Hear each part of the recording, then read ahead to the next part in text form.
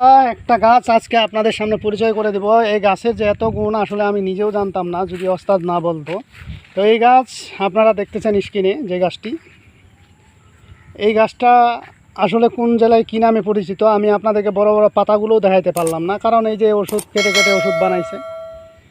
ঠিক আছে, এটা এই গাছ দিয়ে কিন্তু অনেক ধরনের ওষুধ হয়। আপনার এই গাছ দিয়ে কিন্তু একটা মানুষকে না, যদি একটা ফ্যামিলির 10,000 মানুষ থাকে, এই 10,000 মানুষই কিন্তু এই গাছ দিয়ে অসুস্থ হয়ে যাবে। তো এই গাছ দিয়ে কিন্তু একটা পরিবারে যদি 10,000 মানুষ থাকে, 10,000 মানুষই অসুস্থ হয়ে যাবে। মোট কথা এটা আপনার একের উপরে যাবে, একের নিচে না, মানে জিরোর মধ্যে না।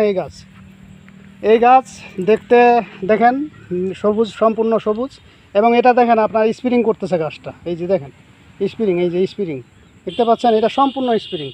যেহেতু আমি এক হাত দিয়ে আমি দেখাইতে পারলাম না আপনাদেরকে, এই হাত দিয়ে দেখাচ্ছি। এই যে দেখেন একবারে নর্মাল গাছ, একবারে নর্মাল।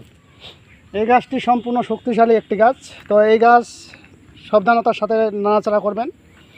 এই গাছ খুবই বিষাক্ত এবং এই গাছ কোন জেলায় কী নামে পরিচিত আমি জানি না। এই যে আপনাদেরকে আমি বারবার দেখিয়ে দিচ্ছি পাতাগুলো।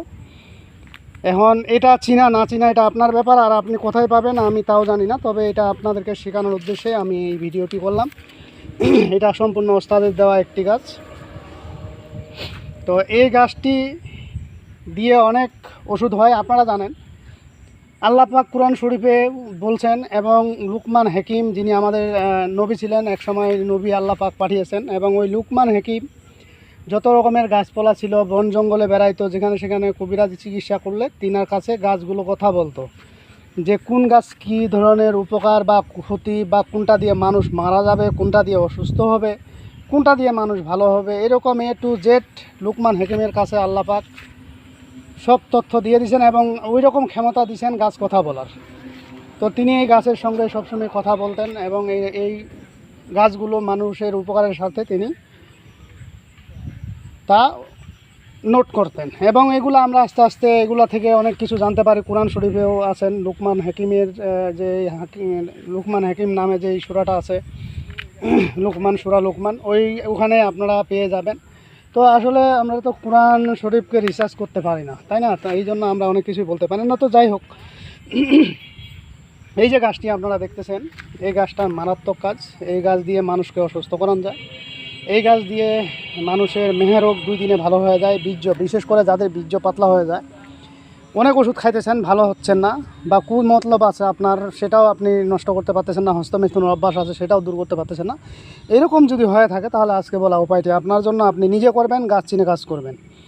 আর গাছ চিনে কাজ করলে অবশ্যই ফলাফল পাবেন। যদি আপনার বীর্য পাতলা হয়ে যায়, আপনার পায়খানার আগে পড়ে, কিংবা পায়খানা কুদ দিলে আপনার ভিতর থেকে সাদা সাদা বের হয়ে যায় প্রসাবের রাস্তা দিয়ে, প্রসাব করার আগে, অথবা দেখা যাচ্ছে যে আপনার কোনো মেয়েকে দেখলে বা স্মরণ করলেই আপনার এমনটা হচ্ছে যে বীর্য অটোমেটিক চলে আসতেছে।